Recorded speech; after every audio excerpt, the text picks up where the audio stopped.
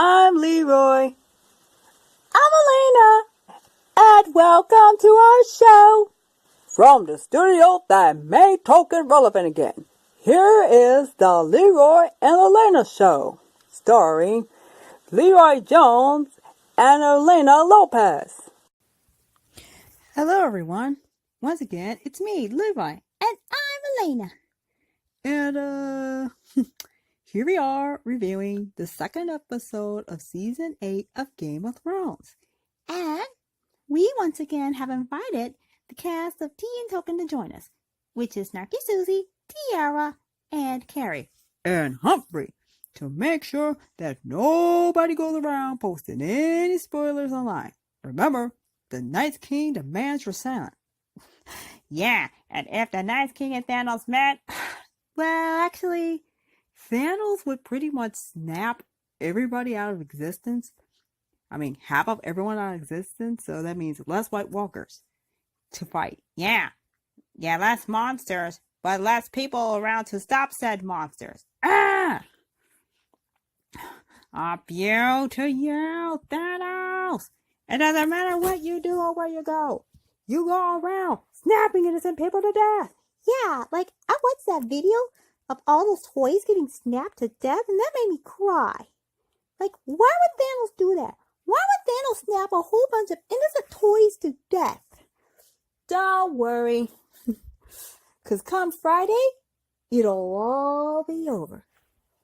And we would like you to join us for our little segment that we like to call the Lord of the End Game. The Lord of the End Game. What's that? It's where we do an end game, where we talk the Lord of the End Game. And we're going to post a memorial to Stan Lee on our video, saying this video was made in memory of Stan Lee. And then we would say, thank you, Stan Lee, for all that you've done. Yep.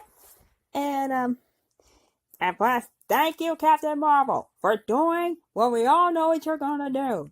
Punch that Thanos in the face! Yeah, punch him in the face! And this time, Thor chop off Thanos' arm.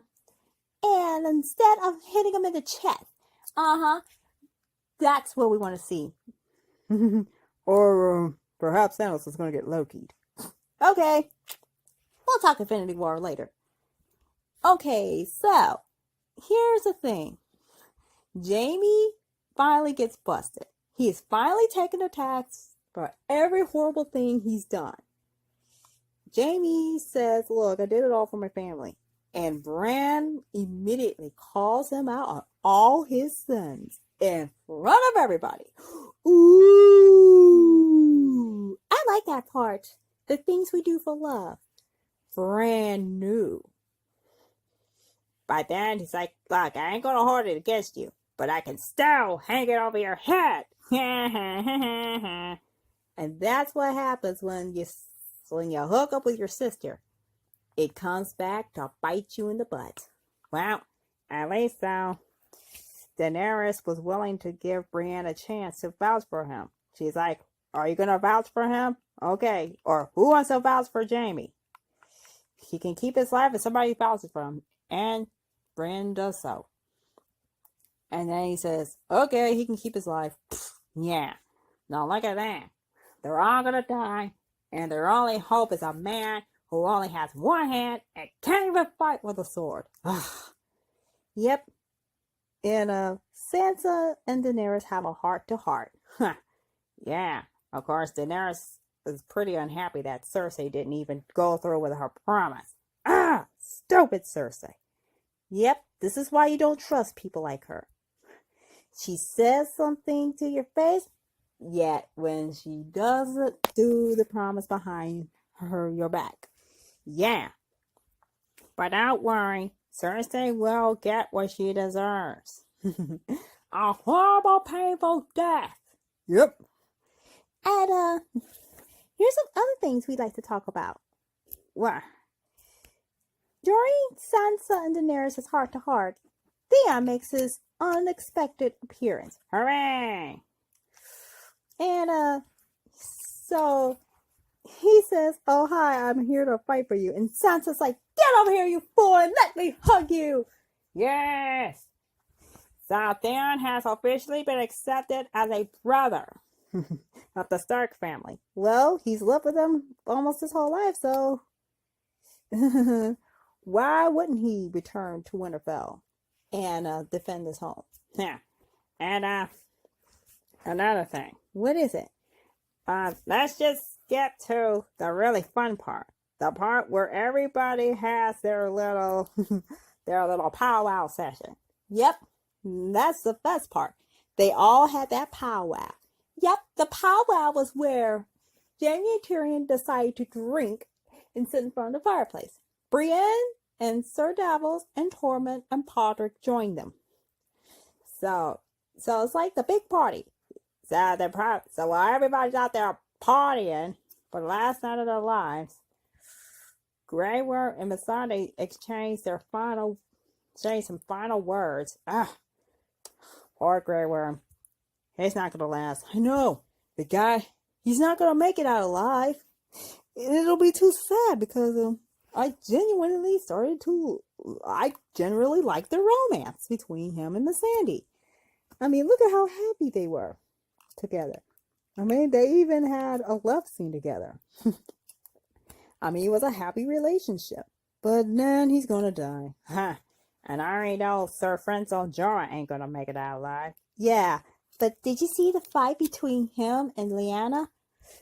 Lyanna Mormont's all decked out in her fancy armor, holding up her weapon, and she's like, "No, I'm not going into crypts. Everybody else can go into the crypts, but I won't. I'm going to go out there and fight with my men." Yeah, if anything happens to her, we riot! Yes! We will ride in the street if anything happens to Lyanna. Yeah, but at this point, Jorah's probably going to die for Daenerys. Yeah, but Brad offering himself up like a steak on a plate to some mad dogs, and the mad dog meaning the Night King. I mean, it's kind of dumb, but hey, at least it'll work. The Night King's been chasing after Bran. So Bran's probably going to say, "Hey, everybody, you want me? You got to get past my friends." Yeah, but then I can so imagine Jon Snow or Daenerys killing them. Yep, it's going to be sad, though. That battle is going to last like at least 80 minutes. Phew, 80-minute battle next week? Boy, I can't wait. And then we see another thing that shocked everybody. Arya and Gendry hook up. Ooh! I mean, those two have liked each other since season 3 and season 4. I mean, they met when they were kids. But now, they're like adults. Huh, that's right. They're both adults now. And Arya was like, "You know what? You're hot! And this is our last night on this earth, so let's hook up!" Let's hook up? Yep, that was a pretty big surprise. She's like, "Well, screw this." It's like, "Yep, it's one of those. Hey, let's hook up now, because we could all die tomorrow." Well, don't worry. Arya will make it to the end of the story. And if she and Gendry make it to the end of the story, they will obviously get married. In fact, I think Jon and Daenerys will allow that marriage to happen. And guess what? Those two better hurry up and get married. Yeah, but then Jon tells Daenerys that he's actually Aegon Targaryen. She's like, "Oh my god, you're ahead of me?" Instead of, "Oh my gosh, I was banging with my nephew and nobody ever told me?" Ah! And of course, the good news was that Dolorous Ed, Tormund, and Beric Dondarrion made their way back to Winterfell. Yep. And then, of course, and by this time, there were only 3 members of the Night's Watch. And then there were 3. Yep, now their watch begins. But don't worry, so as the watch begins, the next episode is going to end. And don't worry, they'll be dealing with Cersei soon enough. Yeah, I can't wait to see Cersei get toppled down and be replaced by a younger, more beautiful woman. Everybody said Daenerys was very, very beautiful. But, I mean, look, Jon needs to have a queen by his side. A queen he can roll next to. How is he gonna choose? Old dried up Cersei? Or Queen Daenerys with dragons? That's right, the woman had dragons. And one of the dragons let Jon touch his face. I mean, Jon was pretty reckless when he whacked too close to the dragon and touched that dragon's face. Yep, but in the first episode, when they kissed, the dragons were looking at Jon like, we watching you, man. We watching you. Ah, the old I'm watching you. And of course, Pawn sings the song Jenny of Old Stones.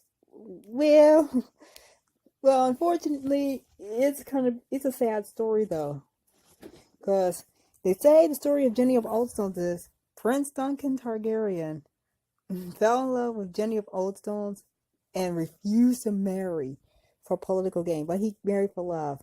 Yeah, I like how well that turned out for him. Everybody dies.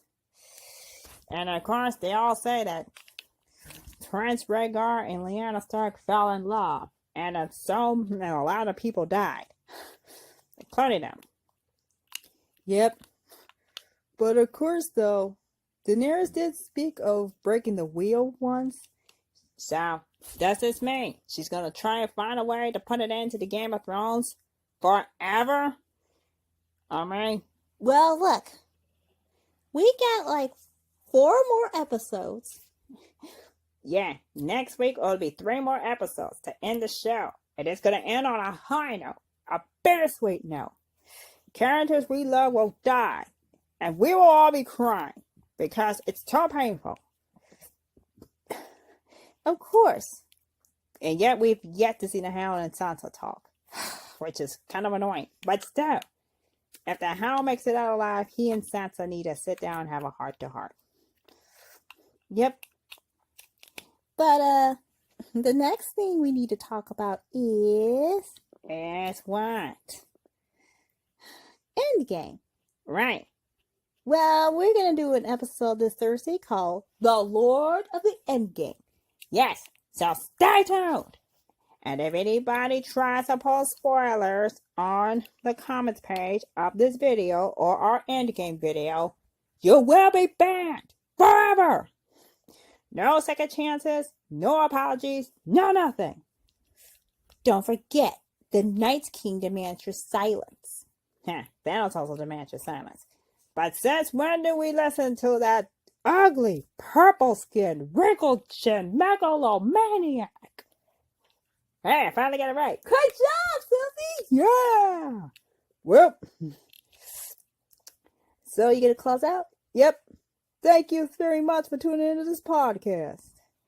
So, and remember, kids, no posting spoilers for Game of Thrones on this video, or you're going to be in big trouble. Yep. And tune in this Thursday to watch T and Token as they host the Endgame version of the video. Yep. So, guess what? We will see you later. Goodbye. Goodbye. Goodbye. Goodbye. Goodbye. Ah, and yeah, if you don't watch our Tea and Token special, well, up you to you. You will watch it and you will like it. I command you.